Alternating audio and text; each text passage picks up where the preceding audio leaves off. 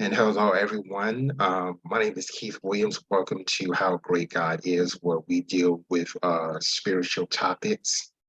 And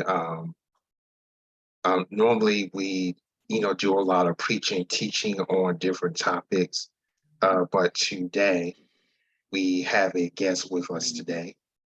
First of all, I just want to wish everyone a happy new year and hope that and pray that 2023 would be a year of spiritual awakening and spiritual maturity as you grow in your walk with Christ. And so today we have Regan Forston with us today as our guest. Certainly thank you for being a part of this program, the first of the new year. Sure. So first of all, tell everybody who you are. Okay, give you a short background here. I've had quite a varied life as far as kind of where God's led me in my walk. In my early life, I was a real estate broker. When I was in my early 20s, even had a real estate company when I was 24 years old. And for some reason, when I was 28, I let my father take over the company, and I became a professional clown. Of all things, I went from being a broker to a clown, and ended up doing about 4,000 children's birthday parties, and that turned into me being a corporate comedian as a ventriloquist, and that led to me. I ended up doing these big company corporate events all over the country from some of the biggest corporations in America. And I did roasts where I would write about their product and service and poke fun at what they did. And that was kind of a niche for a while. And then I became a fake motivational speaker, where companies would hire me to come in as an expert on some sort of topic related to their company. But it was just a joke on the employees, kind of thing. And that, and then in 2008, the market fell out of, with the .com, or not the .com bust, but the other big one, that mortgage problem, that we had in America here, where everything went topsy-turvy.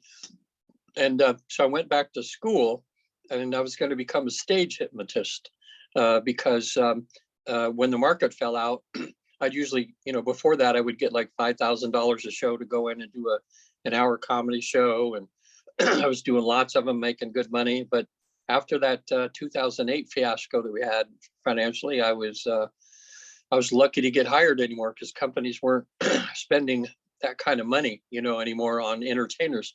So I went back to college. I thought I went to hypnotherapy college because I thought I could become a stage hypnotist, because there were still bookings for them. I could do nightclubs or something and do the same show every week for a year, just with different people, and it would work out. But when I found out how the mind works and how easily it is to program the mind, in other words, if you have bad habits or things, or you have post-traumatic stress, or have whatever, and you get a person in a deep state of hypnosis, you can actually talk to the subconscious. It's almost like a second person, but you can reprogram a person.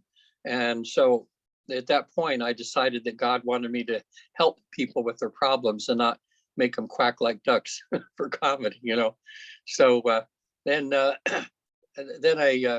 actually, just before that, I'd moved to Hollywood. I did, I think I was in about 37 movies, short and independent films, where I had some good roles.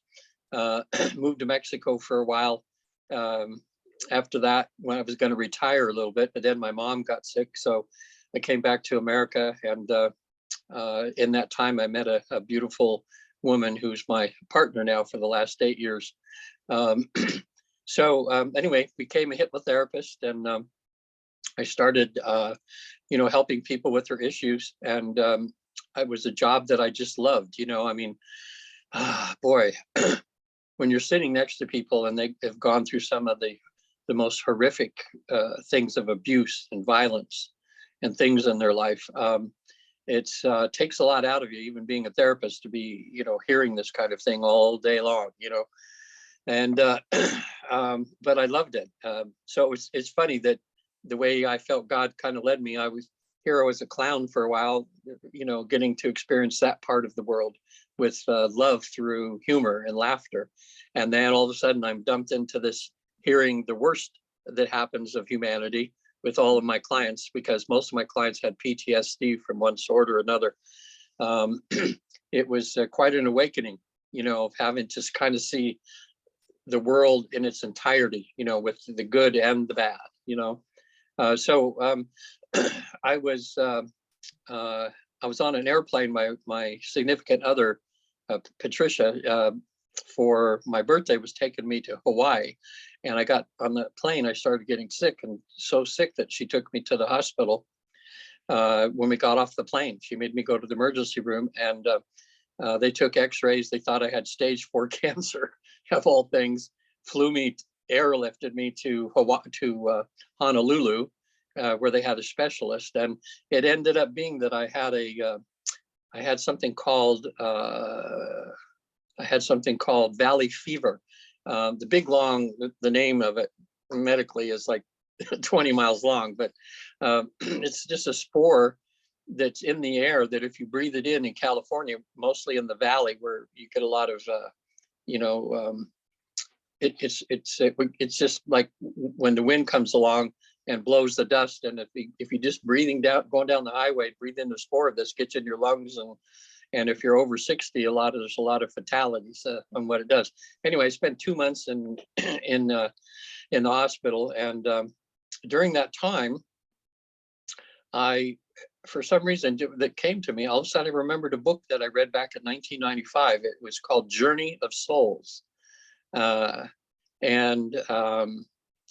When I read the book, this was a book by Michael Newton. He was a hypnotherapist just like me. And when he had somebody, he was helping them with an issue that they were in deep hypnosis. It was time for them to come out of hypnosis, and the person refused and says, "No, I don't want to come out of hypnosis." And he said, "Why?" And the person said, "Because I want to go home. I want to see my friends." And Michael Newton was like, he says, "Well, I'm going to wake you up. You're going to go home and see your friends." He said, "No, I want to see my friends." So then Michael just said, "Well, take me to your friends." All of a sudden, this person there was happy and like, wow, he's seeing all these people and that. And come to find out, he was on the other side in heaven. And so when he came back, Michael was like shocked, like, because he didn't believe in this kind of stuff. He was not quite an atheist, more of an agnostic in his life. But he was an inquisitive person. So he proceeded then with 7,000 people to get them in a deep state of relaxation, or trance, as we call it, where it's that feeling that you have just before you fall asleep. You're just really, really relaxed. And all of these 7,000 people would meet their guide, their angel, or whatever, and in full consciousness. Like, it's an interesting thing, this trance state, because you're totally aware that the facilitator is sitting next to you, but yet on the other screen, it's like you have two screens, one here and one there. And in the 7,000 cases, he pretty much mapped out what happens when we die, where we go, and what we do while we're there. And he was he was getting in his late 70s. He knew he was getting older, and he knew he had figured out all this and how to do this with people, because he found out almost anybody could do it. And he started the foundation, or institute, the Newton Institute, which I'm part of now. So far we've trained 250 of us, and we're scattered in 46 countries, and we're continuing the research that he started. He passed away about 7 years ago. It was just the year before 6 years I've been a facilitator with the Newton Institute. So us 250, what we do with this process we have, where we get people really, really relaxed, we have them fill out a list of questions that they would want to ask when they're on the other side. It's this whole process. It's like, you read people that have near-death experiences, where they see the light and angels and that sort of thing. This is the same thing, except we found a way to do it without you having to almost die.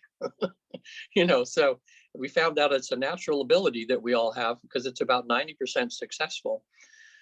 So we have people from, we're religion neutral. We figure every person finds their truth. And we're just researchers doing this work, and just saying that this process, which we're so successful at, now we've just passed 70,000 people, that have had this experience, and I'm one of them. Before I became the therapist, I got to go through the process so I could see what other people would be going through if I became a facilitator. So in the training, I was able to have a facilitator be next to me. They put me in, I got to a really deep, relaxed state, and had the experience. I wrote a book, actually, it's published now, called 3 Hours, 33 Minutes in Heaven. And it's about my personal experience and what happened to me on the other side. Well, when I went through this life-changing process, then it took me about a year to get certified because you have to do so many cases, and, going through the process, prove you know how to do it correctly, and then they certify you. And so it kind of came out of retirement, and I'm having the time of my life as I sit next to people, as I help them to get into this deeply relaxed state. It's like the monks used to do when they're, when they would cloister and do their long meditations. They would themselves, I know in some of the Christian books, you read about the different saints that had these, I guess you would call out of body, what they would say experiences, like Saint Teresa of Avila. She would go so deep into prayer, she would put herself into that state, and she would find herself in the direct presence of Jesus. And Jesus would tell her, give her next assignment, like she was to start a nunnery here in Spain, or a nunnery there. And the books or her writings survived, and they're actually, there's several Saint Teresas, but this is Saint Teresa of Avila, and she was right at the time of the Inquisition. And so luckily she was friends with some of the higher ups, so she didn't get executed for, because in that time, if you had those kind of experiences, they would think you were, something satanic or something like that. But her writings survived, and they were published. And she just talks about this way of praying that you get so deep that you actually can transcend your physical body and, have conversations with Jesus. Same with St. John of the Cross, St. Francis of Assisi. They all had writings and talked about this deep state of prayer. Well, what we found out is to get people into that state. That's what we do at the Newton Institute. And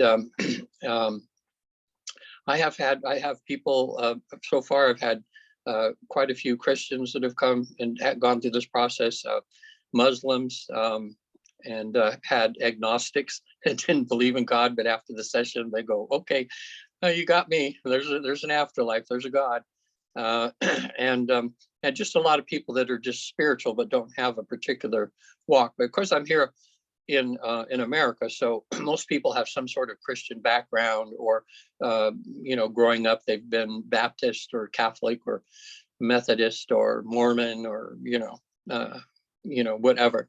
And what they find out in this process, like I say, that's mostly successful, because people come to me and they say, oh, I can't be hypnotized. And I go, well, hypnosis is a natural state that we go through on and off all day long. They just don't understand what hypnosis is. And we say, well, you're in hypnosis at least 2 times a day, and one is just as you're falling asleep, and one is just as you're waking up. It's like, it's kind of like when you can, you're waking up and you hear something in the other room and you start to realize, oh, I'm waking up, but you're still in that dreamy state, kind of like that. That's the kind of feeling that it is. It's been, it's been interesting, to say the least. To me, it's the best job in the world. Takes a lot out of me, because sessions sometimes, my average session with clients lasts about 5.5 hours. And the first few hours, I'm going over the person's life. I'm getting to know who the cast of characters are in their life's play. And then the next thing that they do is they prepare questions they want to ask. And it's generally about you know, God, please, you know, elders, I would call them on the other side, ask them questions about, you know, why was I born? What's my mission? You know, what am I supposed to be doing here that adds to the love of the universe, of the world? You know, what am I supposed to be doing is my part, you know, in this. And they always find out, and most of them find out that they're in the middle of their mission already. You know, they've been doing it, but they just haven't been totally, you know, totally aware of that this is, you know, what their mission was to be. But one thing we found out in the research with these 70,000 people now is we all have an angel or a guide that's assigned to us. Everybody that goes through the process gets to meet that entity, that I would call more advanced spiritual soul. So to get on a first name basis, which is pretty cool. And then that guide, we ask permission if we can visit the other side, and they always say yes. One of the things that people in this life, we call it a life between lives session. And in other words, it's what, you know, people do before they decide if they're going to come back again or not. And the thing in the research that we found out is that from everybody being on this side and asking these questions is that God created us in heaven, and we're just down here visiting, you know. So our real home is back home, is heaven. And people in that's one of the things that's common when people are in a deep state of trance. They always refer to it as, I want to go home. You know, they refer to it as home, which is very interesting because, you know, we don't tell them what to say or anything. They just come up with that, you know. They go back home. And there's, oh gosh, our books that we've published now through the Newton Institute have sold over 1 million copies already, because there's a lot of people out there that are very spiritual, very, very loving people. And they want to know, now that we're in this modern time and we've been able to access more truth about God, about religion, about spirituality, at least in this research that we feel that we found. And a lot of people are curious, you know, like, you know, why, you know, what happens? Why is my life so difficult? You know, one of the big things that we've found, Keith, is that when a person's in heaven and they decide to be born, they decide, like, for instance, Keith, what we would say would be happen to you.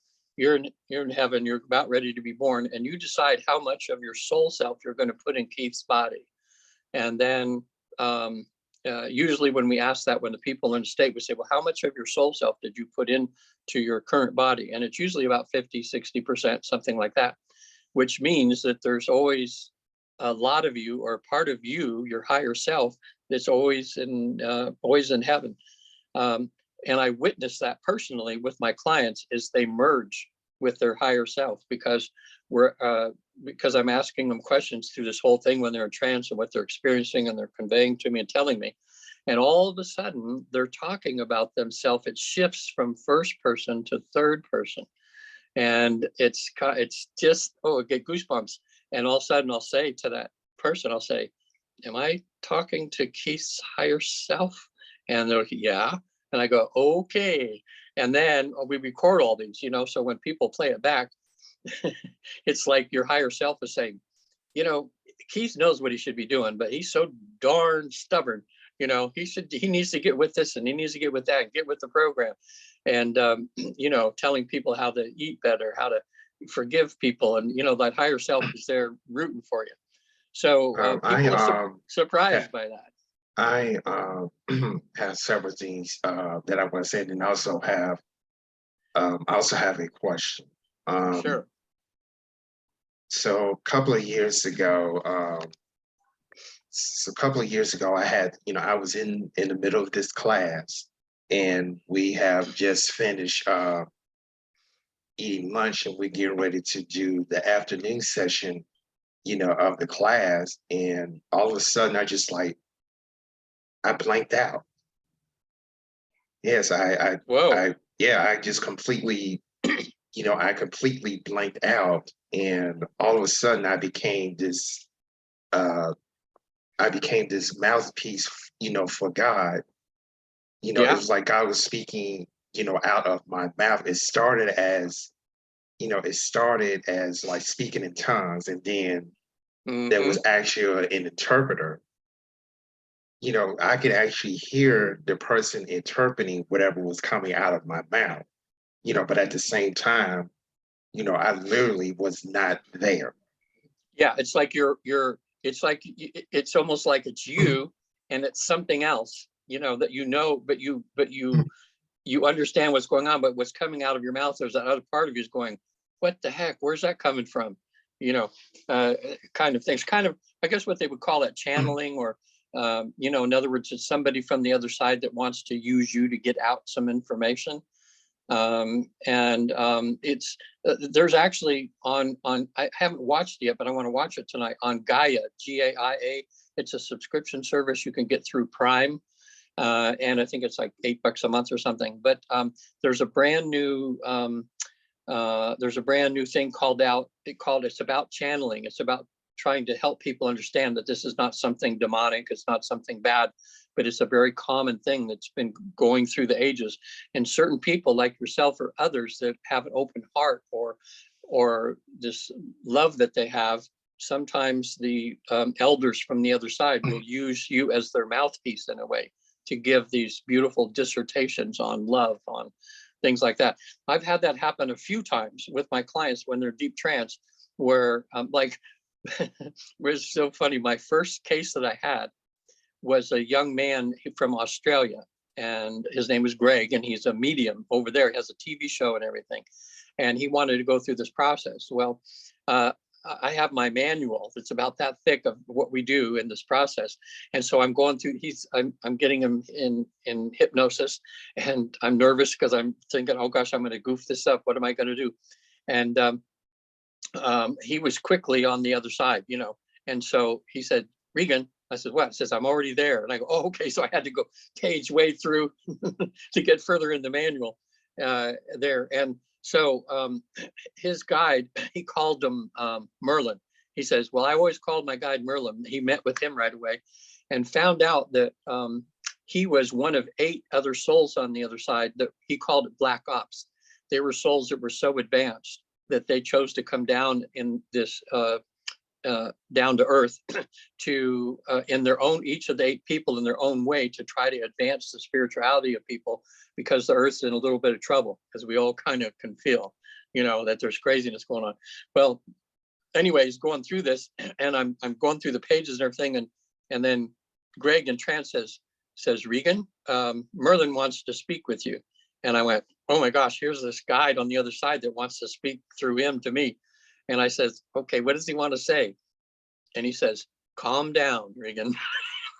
And we both laughed, because I was so nervous doing this first session. So the guy on the other side said, it's okay, Regan, this is fine. That was Merlin. Other therapists I know, they've had, this is kind of far out, but at the same time that Michael Newton was doing this research, Dolores Cannon, it's Cannon. Dolores Cannon was doing the same thing with people, but Michael and her didn't know each other until later on. And when they found out they were doing the same research, they found they had the same results. Well, Dolores took a turn. She was doing these sessions, she's doing speaking. She has 18 books she's written on the subject.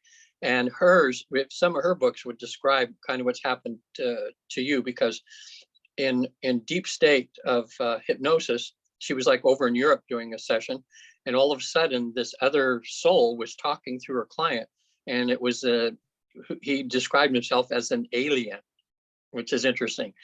Well, now she's back in America. She has another client going through, and that same alien talked through that client to her, and ended up doing that for dozens and dozens of sessions. And it was this soul from the other side talking about the alien agenda and what's going on with the visitations we've had and everything. Well, she wrote some books about it. She says, look, this is really wild, crazy stuff, but I'm only telling you what happened. But it was real to her because it happened numerous times. It was the same entity that came through different people that was talking through them and giving her dissertations on what was going on. So that's it. She'll warn you in her books. She'll say, okay, look, don't get mad at me here. I'm just a researcher, just like me. We're just saying this is what happens.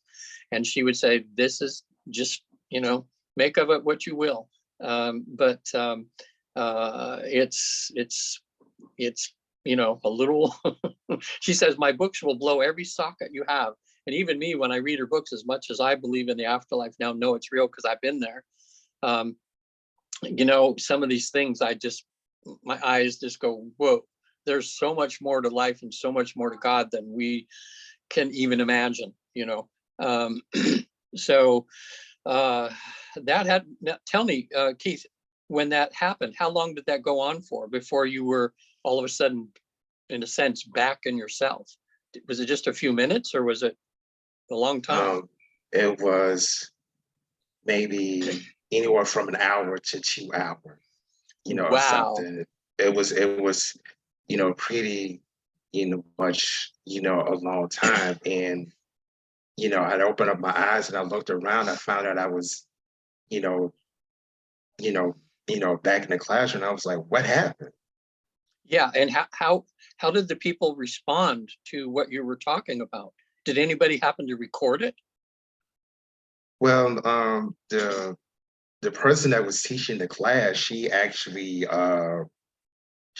wrote everything down. She wrote Wow. everything. She wrote everything down.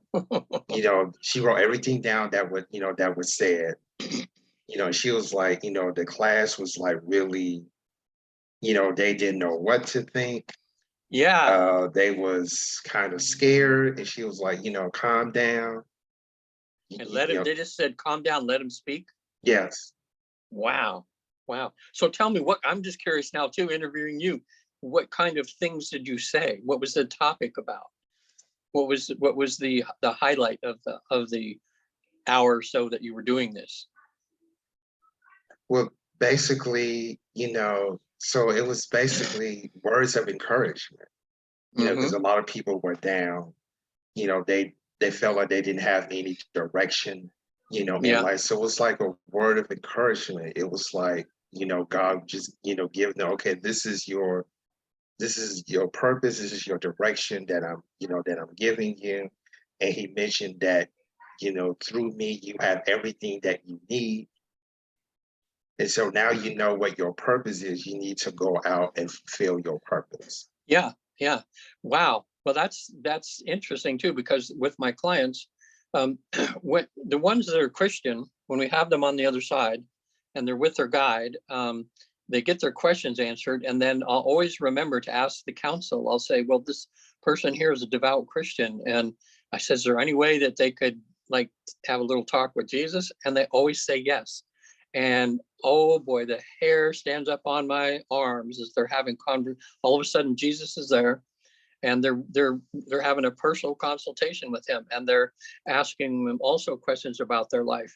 But because some people say, people that don't believe that what I'm doing is real, or they think it's some kind of hallucination or something, whatever, they quickly go to it must be the devil, or must be demonic or something. And I'll say to us, says, well, you can believe that if you want, but my people that go through this, the tears that are running down their eyes when they're in the presence of this being Jesus, and what he tells them, it would be all like what's in the Bible. I mean, he talks about, because what I do when people are, like they say, when the person starts saying, I say, are you with Jesus? And they say, yes.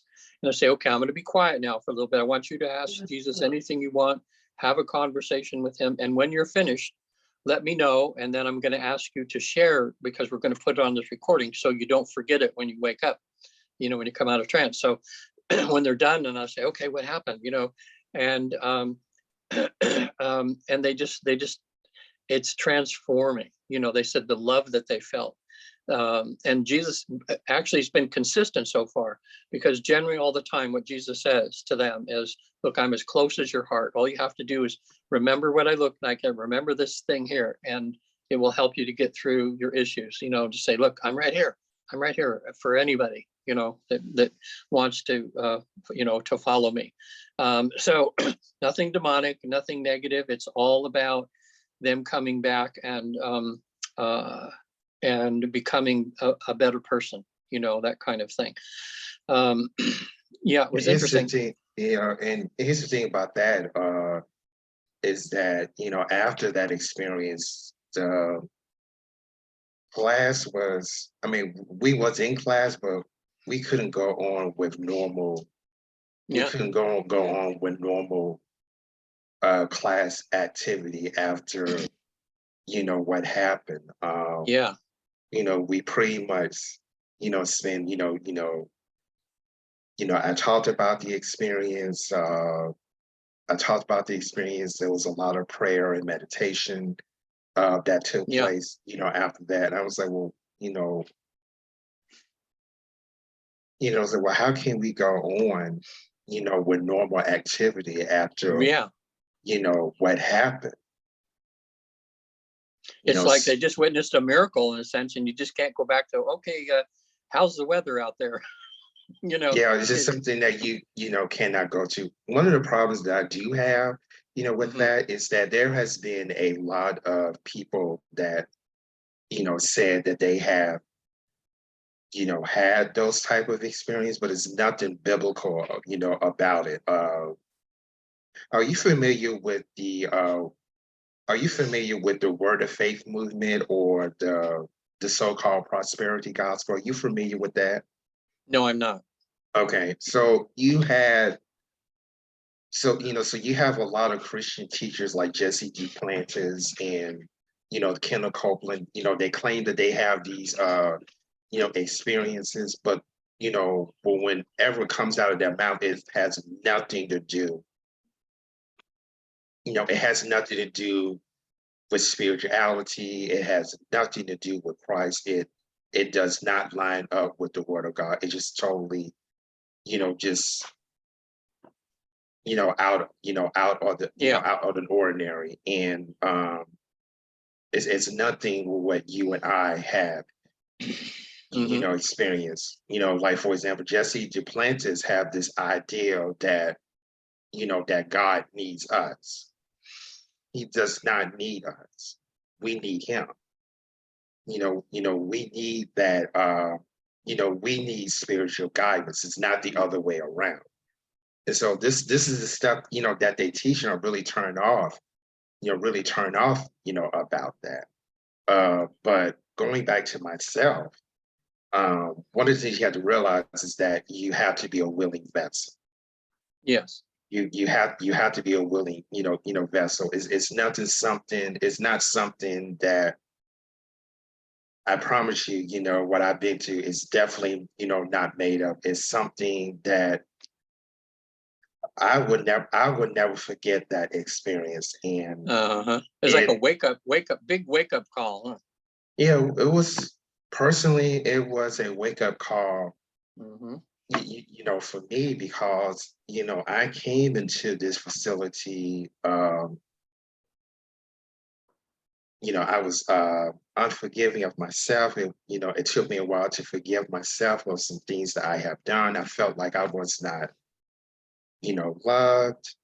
I felt like I was alone, and lost, and God was letting me know personally, you know, that I'm still with you. Uh-huh. I'm still with you. I still love you. You still have a purpose. You can come to me for anything. You have everything that you need to go on this life's, journey. And he wanted to share that with me. He wanted to share that with, whoever else, was in the room. And I can understand that Yeah. having experience like that to, other people who are not familiar with that, they, they get scared. I can understand that, especially if you're not, a spiritual person. I can, understand, Yeah. the level of, of fear, anxiety that comes with that. Um, I can imagine that. But when Yeah. you are a willing vessel, you open yourself, to be used, in that way. And I fully, fully, understand that. Yeah. And a lot of what was said was, also of things to come. what's going to happen, in the future. We call that prophecy. Prophecy, yes. Mhm. So it's all about confronting things that we have done, or said. It's about the prediction of future events. And so I believe that at that sense that I have been called to be a prophet. Yeah. Well, if you had that experience, it's and see, when we have these experiences, these spiritual experiences, we can talk to it about other people, and where other people are coming from. Some of them would say, "Oh, that can't be possible that happened to you," or "It's just your imagination or something." But what I tell them is, if you experience it for yourself, that's the only way you can know sometimes what this is. Because when you had that experience, it's what your heart felt. It's what you felt. I mean, we know we I think can discern evil from good, and when it's all good, and what happens to you, and how the love that you kind of feel that's kind of going on in your body, that's what we have to go by. um, when I was with my wife, I've always been kind of a new ager kind of thing, with spirituality. When I was married to a really beautiful, loving, and still my good friend. We're not married anymore, but we're very, very close. Um, she had a mission. I would go to her church. It was a very, very beautiful Christian church she went to that was not, I don't know, it was not what I call, I mean, they were just so accepting and loving and kind in this church. And they had a missionary came in, and people were in the audience that had had near-death experiences. And one of them, she was in a car crash, and when she had this experience, she found that she was being held by Jesus, and Jesus was talking to her and holding her and loving her.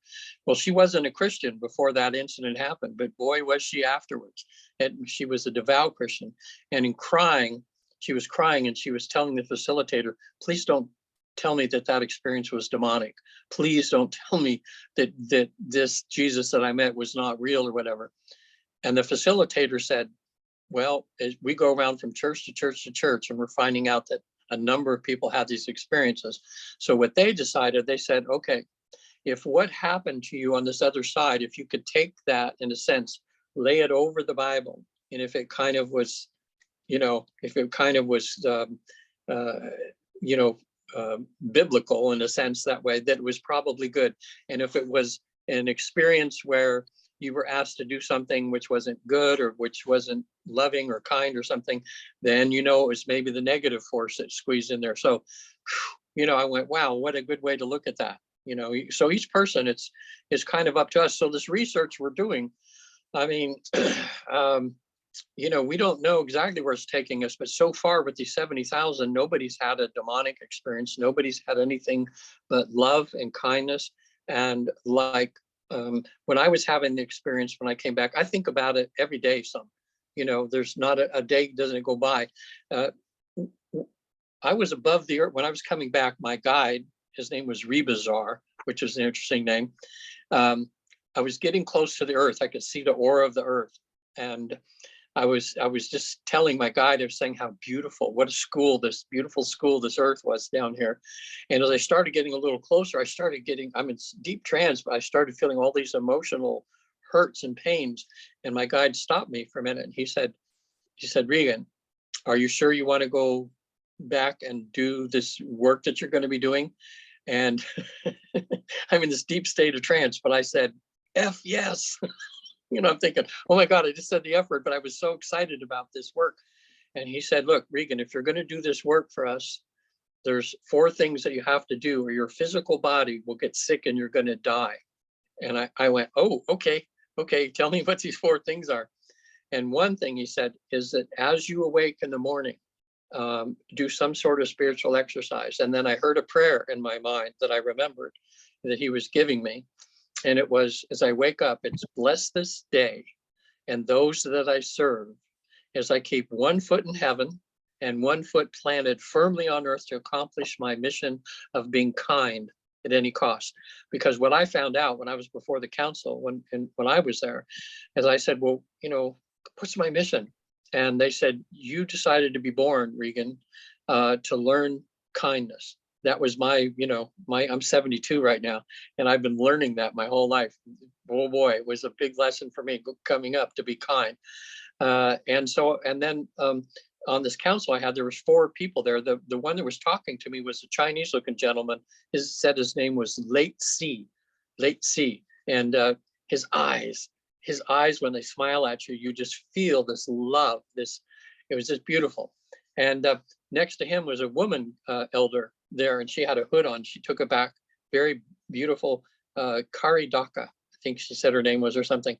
And she said, Regan, I'm really proud of you because you're doing really good in your mission.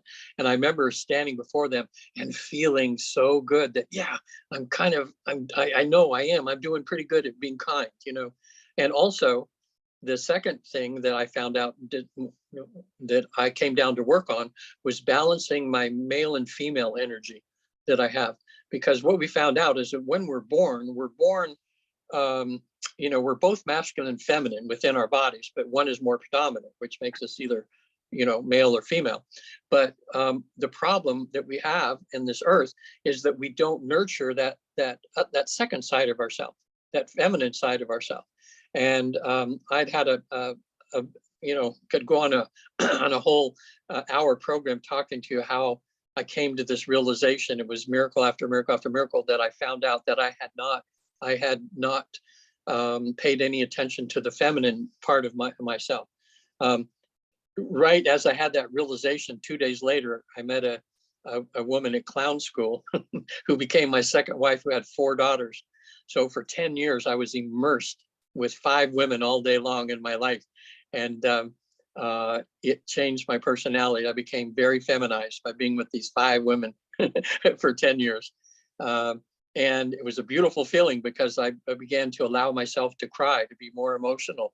I became a better listener, all the things that are usually women's traits, and I adopted them. So I became very balanced. So when I'm on the other side, Kari Daka says, Regan, you're doing really good in that department too. And I went, yes, good, I'm doing good, So yeah, it's, what I find interesting and what made this experience so real to me is that physics is different in heaven.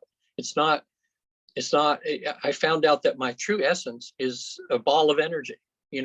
When I have people hold up a mirror to themselves when they're on the other side, and I say, what do you look like? And they describe themselves as this beautiful, different colors of energy. And a lot of people on the other side, the guides will appear to them sometimes purely physical. Sometimes they see them as kind of half and half, where they're this glowing, beautiful energy, but they kind of morph in and out of physicalness.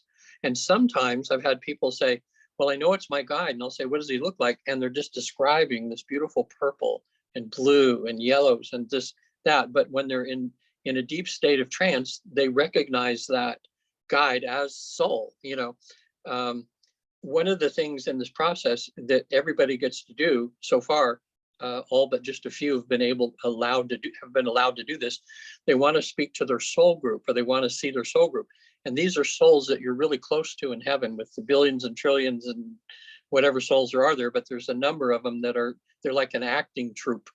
Then they're people that regularly incarnate with.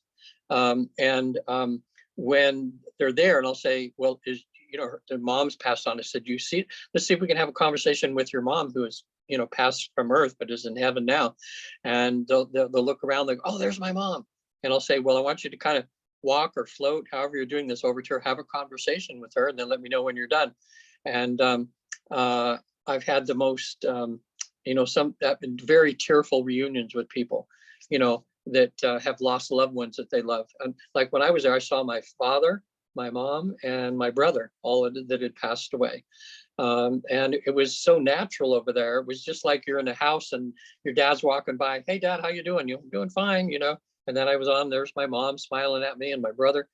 There's just something that's so comforting about that. And you realize, yeah, there is a heaven, that people that you lost, you haven't really lost them. You're going to be together with them when you pass on. So. I had one really interesting case where a woman came home and her husband had hung himself. and she couldn't function. You know, it hurt her so bad. She went to her therapist. Her therapist knew the work that I did, and he said, "We used to see Regan." He says, "He might be able to allow you to get a conversation with him." And so she came. She was a spiritual person, but didn't have really a really particular religion she had. But she went quickly in really deep state. It took us a little while to find him. We would be in one place in heaven. We say we're looking for a husband. They would point us another direction. Finally, a guide showed up, and this guide said, "Yes, you can speak with him, but only for a little bit." So all of a sudden, there was her husband, and oh, this woman! I was crying along with her. She was just crying in tears and just saying, "Oh, my love, my love," and he told her why he did it. It didn't have anything to do with her. That it was something from his childhood. That he just, in a bad moment, he couldn't deal with anymore. And he had hung himself in a way that it couldn't be reversed. He couldn't change his mind once he started the process. You know, he was so sorry. And he said, "Look, I'm so sorry. I blew it." He says, "Look, I'm hoping we get to be together again up here, or maybe in another lifetime or something." And anyway, all of a sudden, her husband on the other side says, "Oh, my guide's here right now. I have to go." And he said, "I'm scared." And she says, "Why? Why are you scared? Where's this angel or guide taking you?" He says, "They're going to take me and show me what my life could have been like if I hadn't committed suicide." Whoa, that was deep. You know, it's like he wasn't being punished. He's not like they weren't over there going to throw him in hell or anything for what he did, but they were going to try to teach him to not take the easy way out, you know, what he thought to be the easy way out. You know, Let and me there was ask you, just love over there. let me ask you this. A very long time ago, I suppose have went to a job interview. I didn't get the job, but you know, I don't know, there was like a spiritual connection with someone I did not know. And at Mhm. that time, I was wearing a navy blue suit, you know, at the time. But this lady came to me and said, "I lost everything I have. I have no money. I need to get back home." And I was at this bus station. So I thought, I don't know if I was actually at the bus station, you know, or not. And never met this person, you know, but I poured so much love, you know, into her that it just really changed her perspective, you know, on life. You know, when she came to me, she was not a Christian, but when she left, she became Yeah. one of the things one of the things I mentioned was she was like, "What I've meant to everyone, you know, and I can't, you know, no one would, you know, pour into me, you know, things of that nature." And I remember her giving her $10. I remember giving Mhm. her $10, you know, and the voice says, "Go back to everyone that you have asked money for, and they will give to you. Go back to everyone that you have asked, and they will pour into you. Don't be afraid. Be bold and ask for Oh, wow. what you need." You know, and she did. You know, she did. She got whatever she needed, and I never saw her again. Wow. Isn't that interesting how one interaction, like someone could have had an interaction with you who's this, or someone like ships meeting in the night, you know, and there's just some little action and it causes you to go in a different path, you know, these miracles. When I was in with my wife, they had another missionary that came through, was talking about God sightings. He called them God sightings. And you know, these times when God is appearing anonymously through other people, or little miracles that they have. And I have found out, I've had dozens of those. some of them I wrote in my book, 3 hours, 33 minutes in heaven. It talks about my life and the different things I have, and how at these moments when something like what you're talking about would happen, how it would shift me.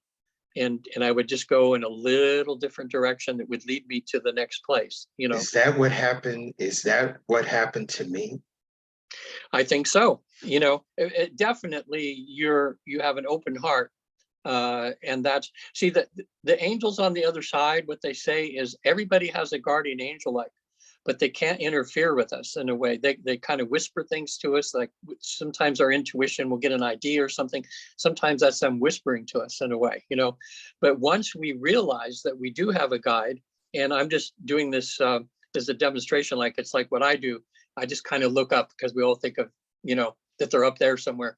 And I'll just say, okay, Rebazar, I got this difficult thing I'm doing today. Sure could use you by my side, you know, just kind of just acknowledging that they're there. And they say, once we acknowledge that, you know, God has given us a helper to kind of assist us, then it's like things become to be more open. We're more open to these little miracles that happen.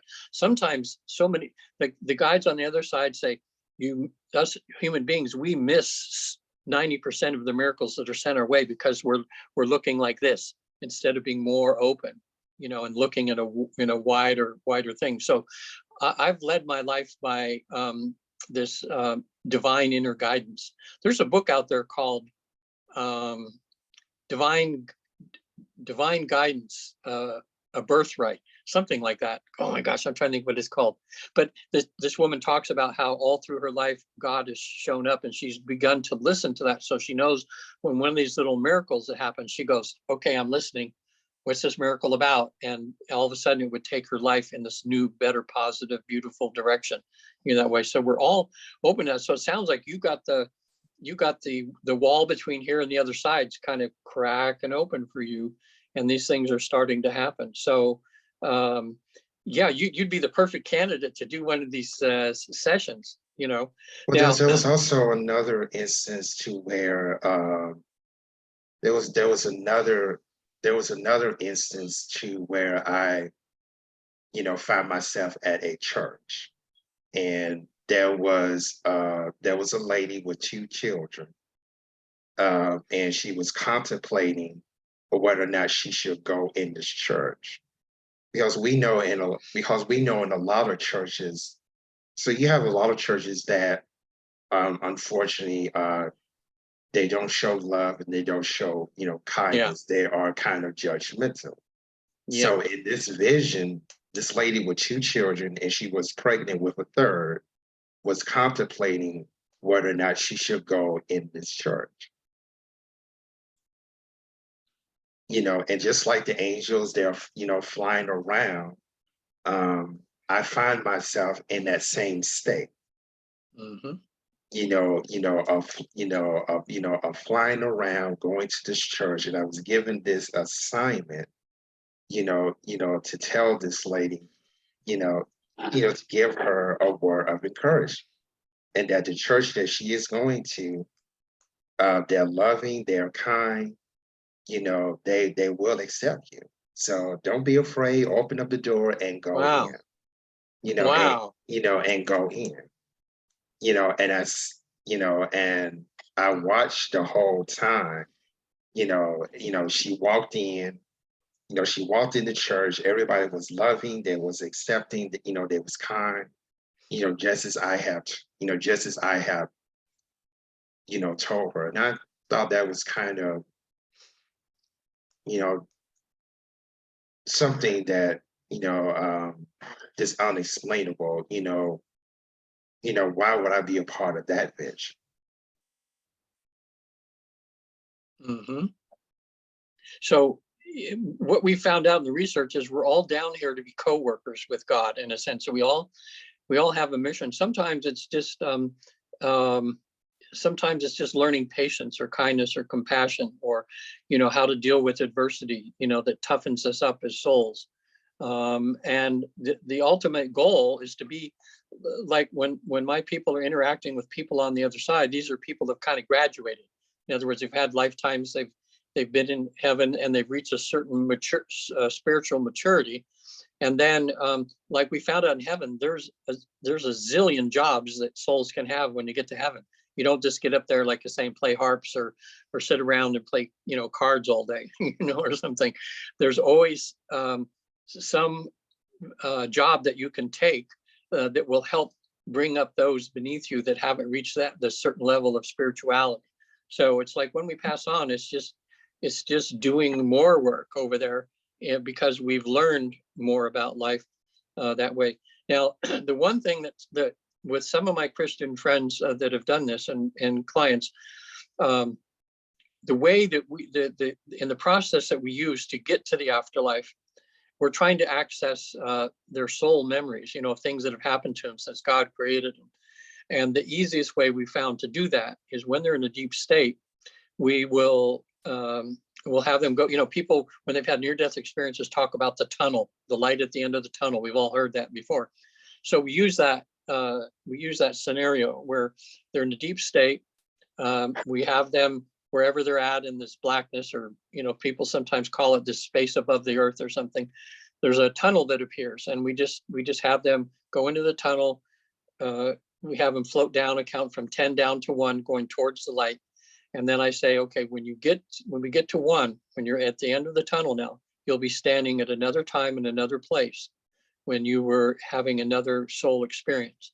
And then they get down there, boom, and all of a sudden they're in this other place. And I'll say, okay, just because we have to watch out not to lead them and put ideas in their head. So this is where it comes from them. We'll just ask open-ended questions like, this place you find yourself in now, is it daytime or nighttime? And they'll look around and say, oh, it's daytime. And I'll say, look around you. What does the area look like? Look down at your feet. What are you wearing on your, what's on your feet?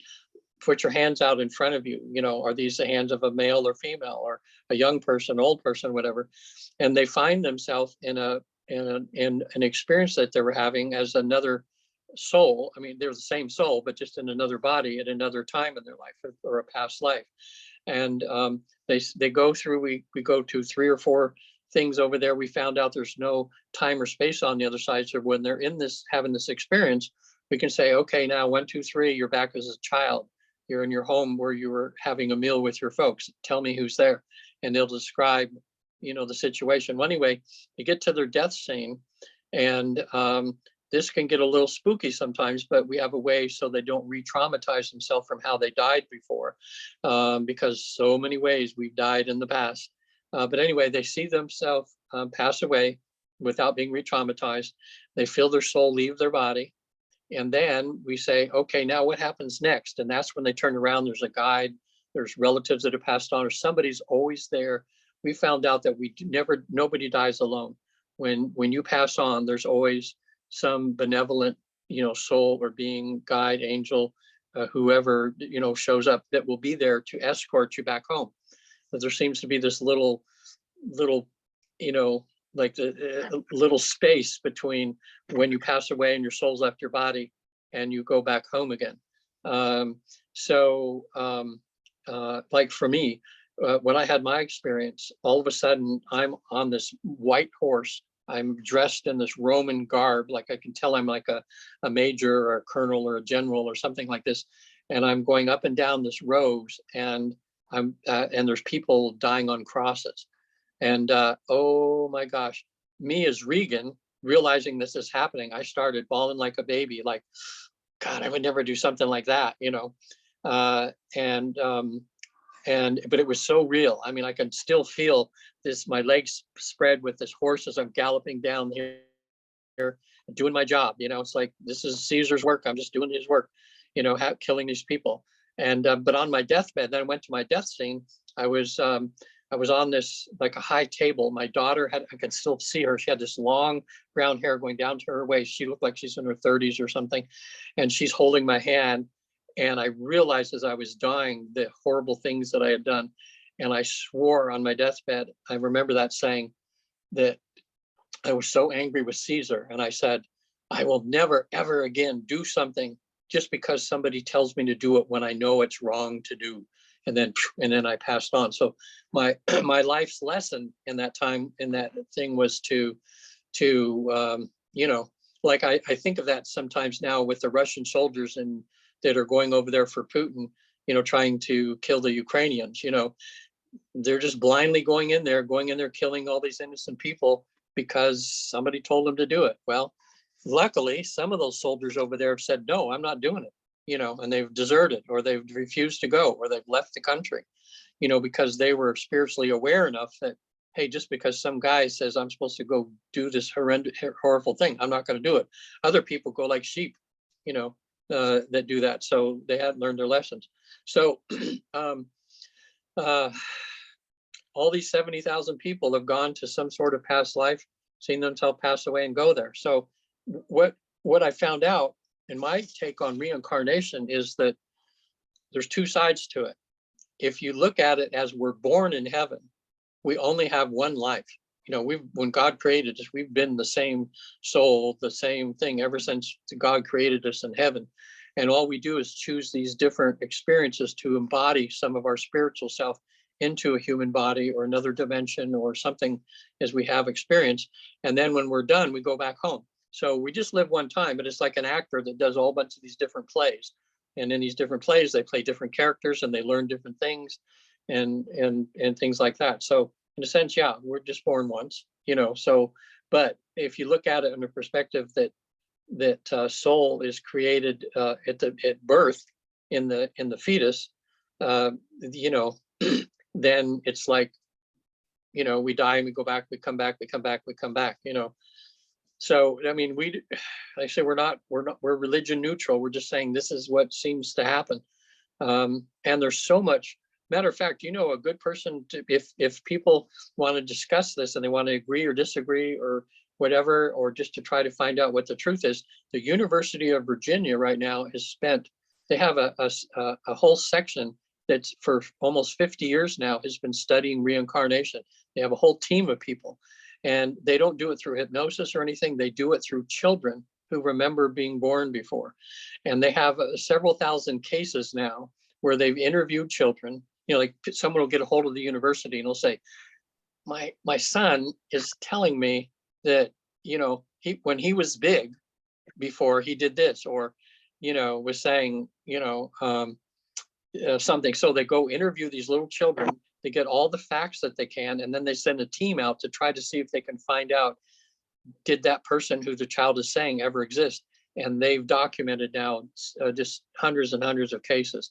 And a book just came out. It's called Before by Jim Tucker. And it's about all these case histories, which are very, very interesting. So the Monroe Institute, the Newton Institute, which I'm with right now, we're all, and Dolores Cannon's probably 100,000, she has 3,000 people she's trained out to do, the work. It's similar to Michael Newton's, although they don't go as deep as we go. We pretty much have more bells and whistles or something, but it's called quantum healing hypnosis technique. And they have thousands of cases now where they've had people get physical healings from their ailments by going to the other side and coming back. So there's a lot out there right now. So all I know is what I found out, that heaven is real. Jesus is real. It's a little different interpretation that you get about Jesus than the normal Christianity, but it's with the Jesus we found on the other side. It's just 100% about love, kindness, and compassion. And, his goal was to uplift people so that they could come back home again, so they could learn what their missions are, like what you're doing, and come back home. A lot of my clients will ask the counsel when they're on the other side. They'll say, look, I'm here right now. Tell me what's the one true religion? What's the one I should be following so that I can kind of stay in this mode again? And what they've kind of told people, my clients, is you will find the religion that's right for you at your development of your spirituality, of your involvement of soul.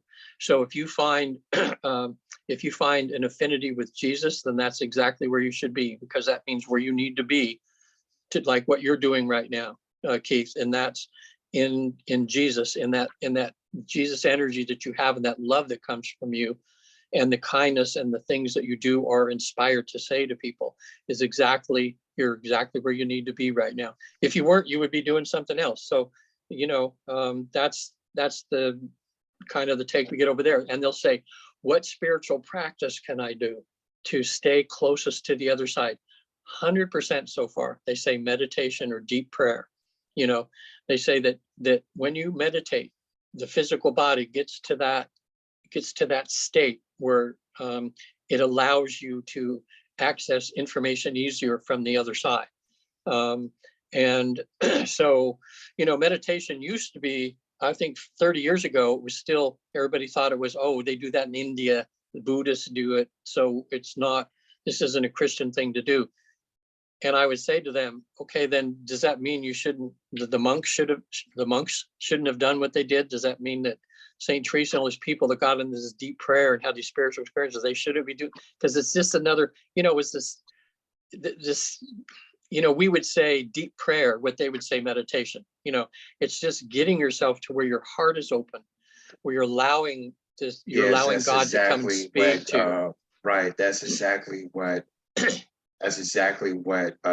meditation is. And the Bible talks about that, a whole lot, that we should be in prayer, in meditation, because that's our one. Yes. That's our one, that's our connection to to God. And in Jeremiah talks about being in the, you have several passages in Jeremiah and Psalms, they talk about being in the, David and Jeremiah talks about being in the council. Yeah. Being the council, of God. And we'll say, well, what's the council, of God? So we will have a conversation about that.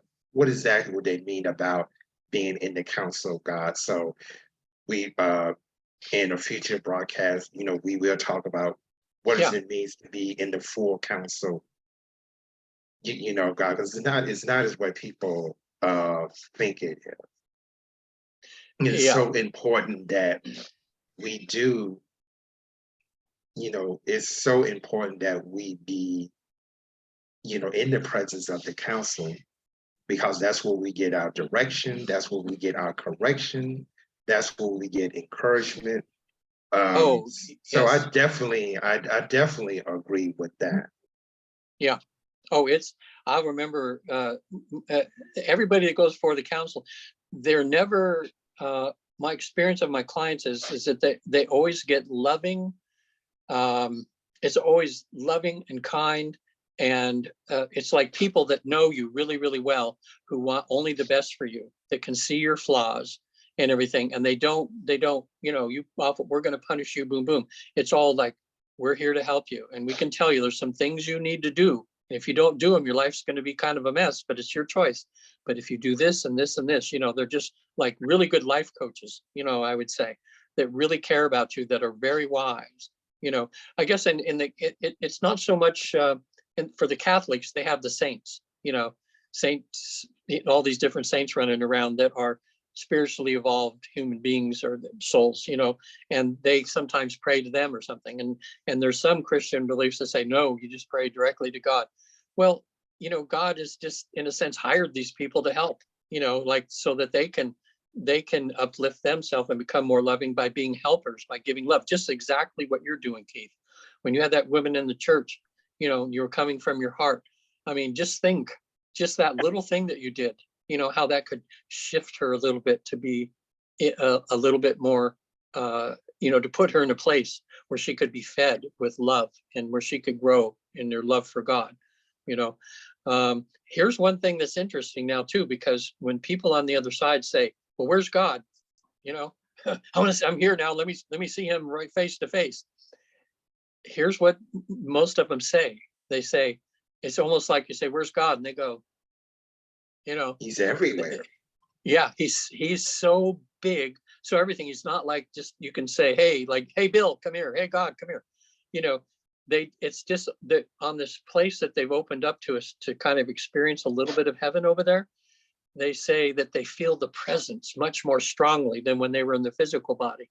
But God is so immense and so big that even in these parts of heaven, he's just, you know, they can't just, now Jesus is, you know, is a representative of God there. Yes. Other spiritual, actually, I'll finish with this one. I guess we're about done, huh? Because Yes. we do an hour already. Yeah, it's like an hour and 10 minutes. Oh my gosh, it seems like 10 minutes, you know, but don't you feel that, Keith? Like when you're talking about God, when you're talking about spiritual stuff, when you're talking about Jesus in that way, there's no time. I mean, it just, because you're in the moment, you know, you're in this like Absolutely. spiritual time, and And time just sometimes, passes. sometimes, you know, it can be like sometimes it can be like a small window of time, you know, but Mm-hmm. when you go outside of time and space, Mm-hmm. it seems like it's a long time, but really, you know, really not. It just seems like a long time, but really, you know, it's not, because, once we go into a place that's outside of this, physical realm, you Mm-hmm. know, it's like, you don't think about time. No, you don't. Time, the time is just like out the window. Yeah, it's like one of my clients, one thing I ask my clients when they come out, it says, how long do you think you were in trance? You know, and this one that I had when I was in Los Angeles doing a session, she goes, oh, an hour. And I go, how about 5 hours? She just like, oh my God, she even looked and it was dark outside already because the whole afternoon had gone. She thought it was like an hour, but this was one of my longer sessions where she was like in trance for 5 hours. I was like totally spent at that time by having to have this concentration and keep her focused and keep myself in that space for 5 hours straight, you know. But to her, it seemed like an hour, you know. So it's interesting. Well, then if people want to read my book, it's just called 3 Hours, 33 Minutes in Heaven. It's available on Amazon and a whole bunch of other places. That kind of gives my life, life history, life story about, and it's word for word about what happened when I was on the other side for that time. And it's about the 12 things that I learned in that 3 hours, 12 things that I learned about God and about myself that have got me on this path, just like you, Keith. It's like we're just the same warriors, here, just, down, just spreading the word. And I Maybe was we're spreading wondering, it. and Yes, I go ahead. was wondering because in the 20 years that I have been in ministry, and even before, I was actually called into the ministry. Yeah. I had these type of experience, and I thought to myself, isn't it about time that I, written these things down in a book? Oh, yeah. Yeah. It's not as hard as you think. I had never written a book before, but when I was down in Mexico for almost 2 years, I'll tell you how that happened quickly. I was at a function, and a friend of mine knew that his friend had PTSD. So he introduced me to him, and the guy says, hey, I'll tell you what, I'll trade you. You come down in Mexico and do therapy for me, and I'll let you stay in my beach house while you're doing that. So I thought, oh, cool, because I was in LA, and I thought this will be an adventure and I can help this man. So I moved in there, and in 2 years, he only wanted 2 15-minute sessions.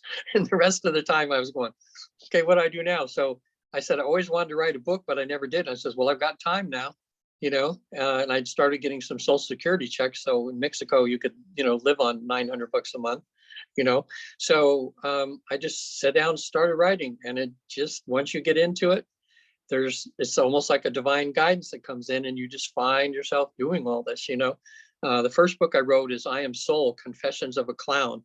And it was about my experiences of the addictions I'd been through and the different things and how God had helped me through them, and how my life was through that. But I was a professional clown in a while, So it's like, here's this naughty clown, learning to love, kind of thing. And I think you'll find it if you start to write that. Even if only a few people even read it, doesn't matter. It's like part of you that's coming out that will help you really, really see where you've been and how far you've come in your spiritual walk. And it'll just motivate you to just dive in even deeper. because you'll be surprised at the things and the memories and things that come up of when you find this guidance, like you talked about, and your experiences that you talked about would really help a lot of people. They'll say, well, if Keith can have that experience, maybe I can get myself to the place where I can be open enough to actually feel this guidance. A lot of people get the guidance and they'll talk about miracles, but they go, oh, that was just a coincidence. And as you and I know, when some of these things happen, it's not a coincidence. It's God working through us in a way because we have open hearts, and we want to do this. So, yeah, if I come back again, we can talk about what happens when people before the council. There's a place of rejuvenation that everybody gets to go to if they request it, which is a place where people just feel themselves being their spiritual body or whatever being healed. Sometimes they don't want to leave because it feels so beautiful where they're at. There's a place of recreation in heaven where you can see what people, some of my clients have experienced, what they do for fun up there.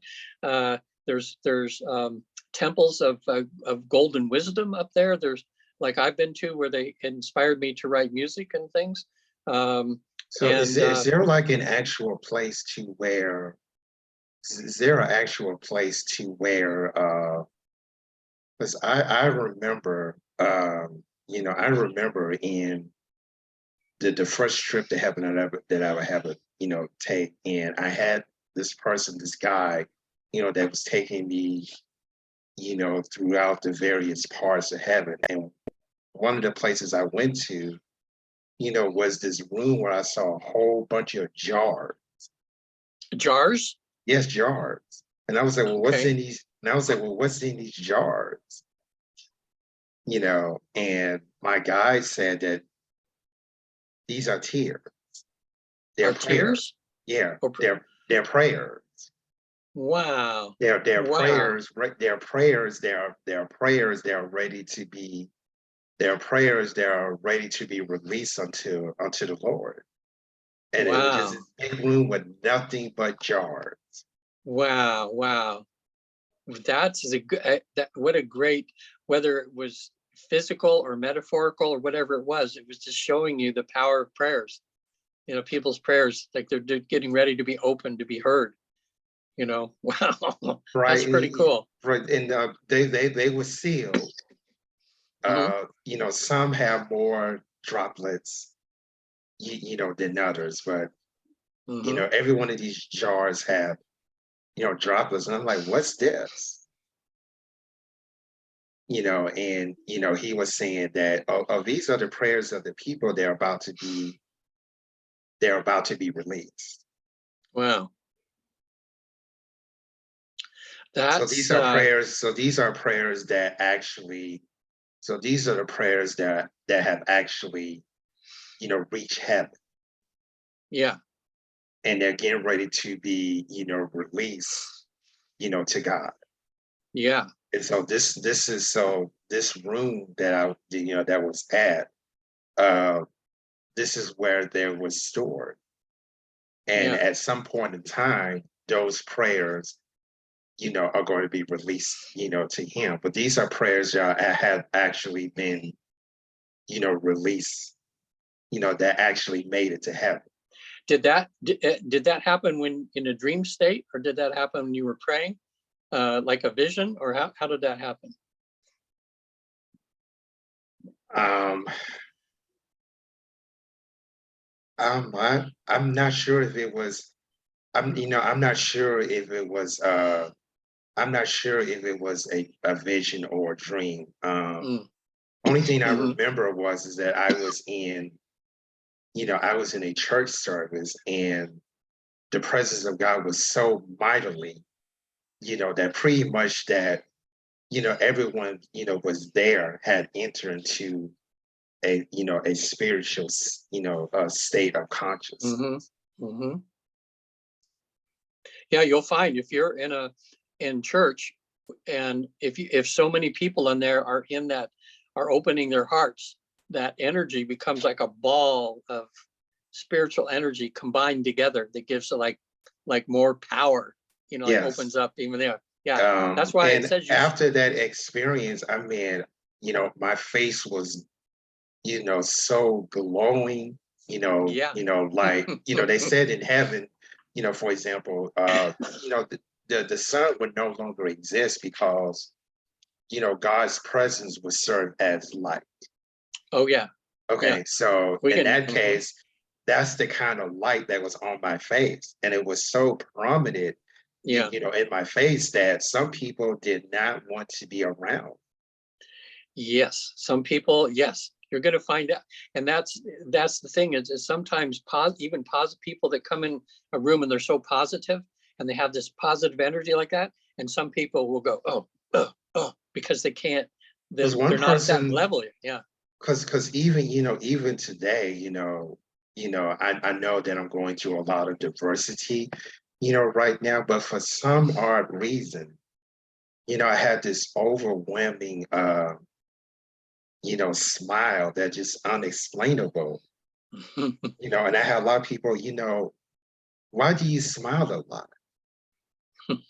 And I know that I'm going through diversity. I know I'm going through trials. Yeah. I'm going through, I'm going through tests. But that's something that I cannot even explain myself. I'm going through all this hell and high water. Why do I continue to smile? Yeah. I cannot even explain that Yeah. myself.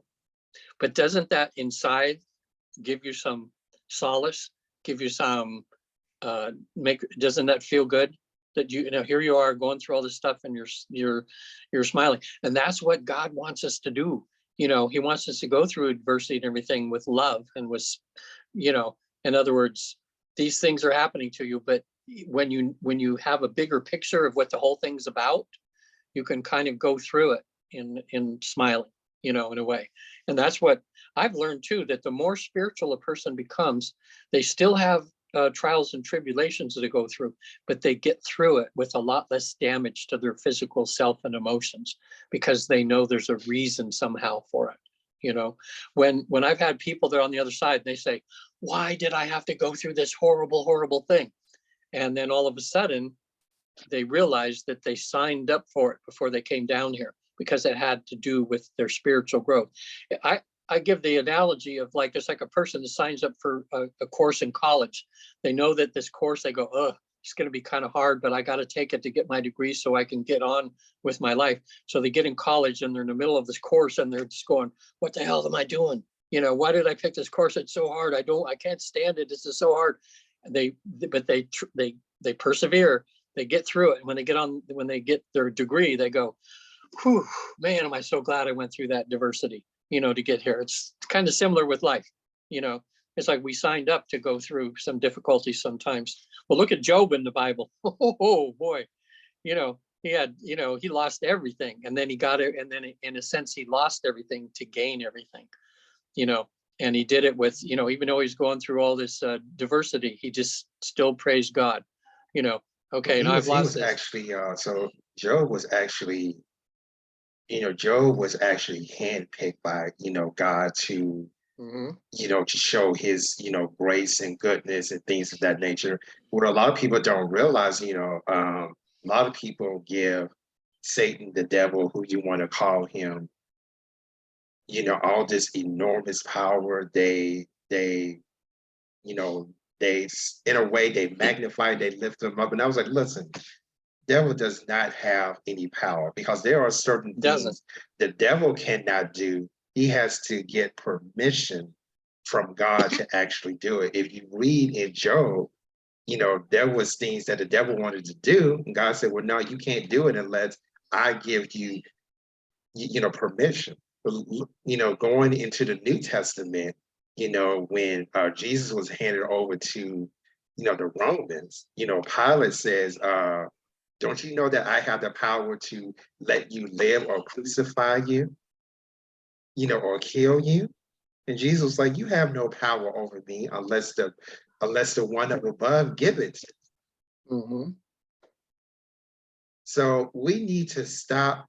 We need to stop, and I get on people about that all the time, because you're opening yourself up for more harm, than good, when we continue to, lift up the devil. We continue to lift up ourselves. It's not even it's not about that. He has no power unless we give it to him. Yeah, that's actually true. It's like fear. When people have That's fear, why then the they get away Bible from God. says to give, to flee for him, give him no room, in your life. Because once you Yeah, give him room, in your life, you have given him the power to basically, overwhelm your life. yeah, That's not, besides that, he really does not have any power, unless number one, we give it to him, and number two, if God allows him. So there are so you just heard two examples of that. One from Job, which hmm is the one that people normally go to. And then you have Jesus himself during his earthly mission. He was like, you have no power over me, unless the one above give it to me. And here in Job, Job was, in Job, God was saying to Satan, I mean, you really don't have any power unless I, give you permission. So in certain things, God actually gave the devil permission, to do certain things. Like for example, okay, you can cause him to be sick. You can, give him an illness, but don't kill him. So Satan was not authorized to kill. hmm That was the second time. The first time said, okay, you can take his stuff, but don't touch his body. And then there was in one instance, it said, okay, you can touch his body, but you can't have his soul. And so that demonstrates to us, that the devil really doesn't have the power that people think that he has. yeah. And I think, like even with Job, when all was said and done, and he went through all those things, if you were sitting down with Job and say, okay, are you closer to God now that you went through all these things, or before? And he would say, now, that going through all those things did nothing. I mean, what they did was strengthened his connection with God, that, made him a better person, and more loving and more compassionate and everything, so, Right. when we go through difficult things, some people want to curse God and all that, but then that's the thing that I love about this process, this life between lives process, is that people find out that they kind of signed up for this, the trials and tribulations they're going through. Sometimes not all of it they signed up, but because of free will, and they came down here with a plan, and sometimes they go awry a little bit, which causes them more, more issues and pain. But generally speaking, we came down here not just to be on vacation. We came down here to get down in the trenches and learn. My big saying is, that kindness is love with work boots on. In other words, it takes effort to be kind. It takes you to go out of your way to do, to be kind sometimes. And it's a learning process. I know with me, with the kindness, which I'm working on still to this day, I had to teach myself, in a sense, and work on it to be kind. But once you start working on it and you do it for a while, it's almost like faking it till you make it. You just keep doing it and doing it and doing it, and pretty soon you find yourself being kind without even thinking it. You just automatically open the door for somebody, or you see a piece of trash on the ground that's not yours, and you reach up and pick it in, put it in for somebody else. Even little things like that, you don't even think about it. You just do kind things. So that's how we learned in hypnotherapy about retraining the mind, is that, and how the subconscious is kind of, it feels like it's set in concrete, that we're going to react the same way all the time to certain circumstances. Well, if you want to change it, you just change your behavior purposefully for a little while, and then pretty soon the subconscious goes, oh, that's what we're doing now. Oh, okay, yeah, I guess I don't need to be the way I was being before. And all of a sudden, then we're on board with our whole self, our subconscious and our conscious mind, rather than one fighting the other, in a sense. So much I learned, and I've learned in the 15 years I've been doing this now, about the mind and how it works. And how it's programmable. Right now, you and I are talking from a viewpoint of everything that we've allowed to come in, we've taken in as truth. And sometimes we take in things that are truths that are from our parents or from outside sources, and our mind hears that and we go, oh yeah, that's how I believe, and so goes in is what we believe. But I think that what God wants us to do is to always have an open door. In other words, there's all this information. Sure, some of it we're not going to like, some of us doesn't fit us. But if we don't have that door open, we're not going to find the things that we need to get us to that next step, because we're always like, right now, the way you feel about God and everything, when you were 12 years old, you're a different person now because you've learned and grown in all these experiences. So you're you're a different person. And hopefully this time next year, if it's a year from now, even if we talk, you're not going to be the same person you are now, because you're going to learn, and your heart's open. You're going to know so many more things. And me too, even with all this that I do, the more I get frustrated, because it's like we still only scratch the surface. That God is so huge and so big. So I just say, God, just send me everything and let me discern what I need, and what I need might be different than what you need, but at least I'm open to kind of looking at the curriculum and going, not ready for that, not ready for that. Oh, that's a bunch of bull. Wow, that's really rings true.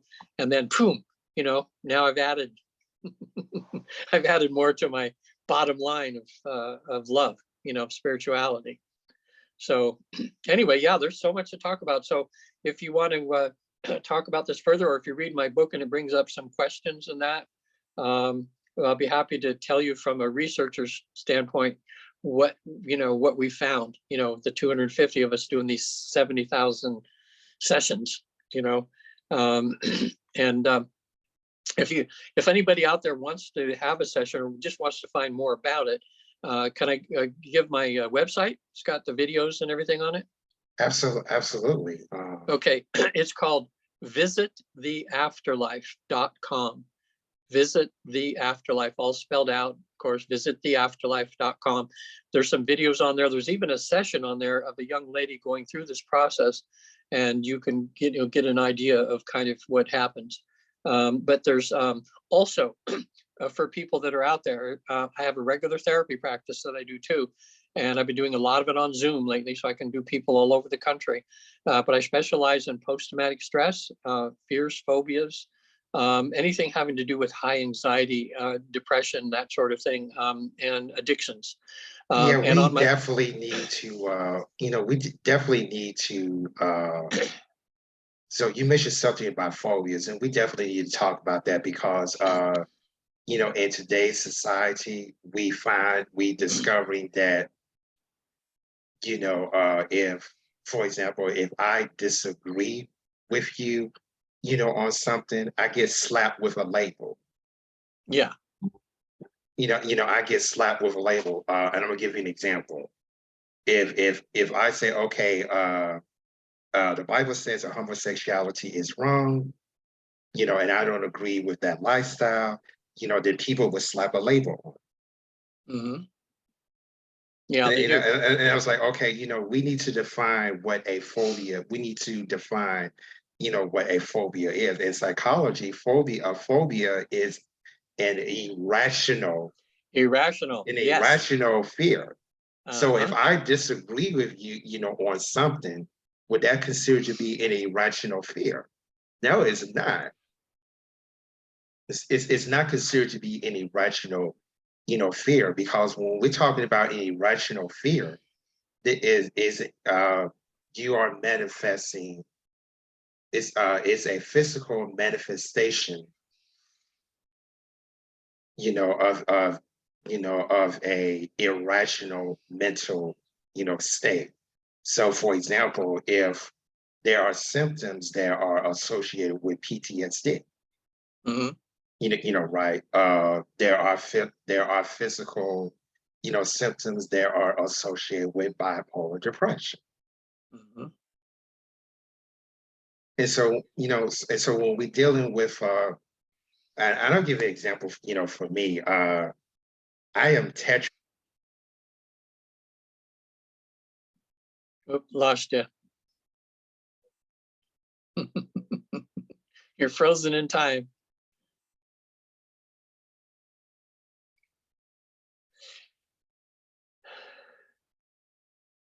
You might need to refresh your browser. Or maybe our time was up.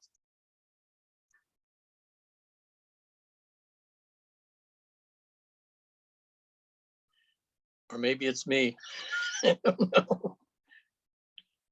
I'll give it a minute here and see. Have a drink of water.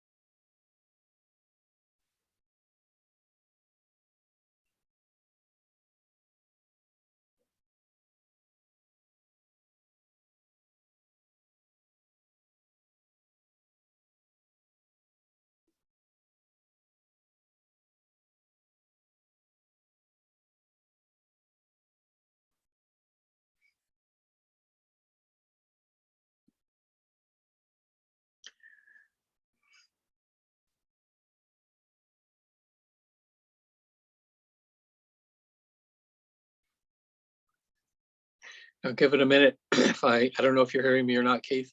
It was great today. I love your the way the way you present yourself is great.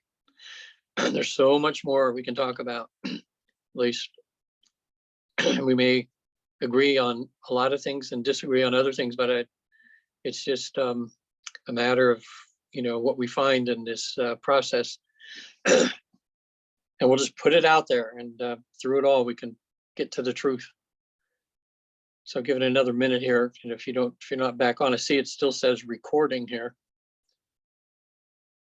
So you're probably trying to figure out what the issue is. If not, I'll hang up and then I'll just email you. And we can set up another time if you like, and we can talk about this more. All right, I'm gonna check out right now. So have a great day, Keith. Talk to you later.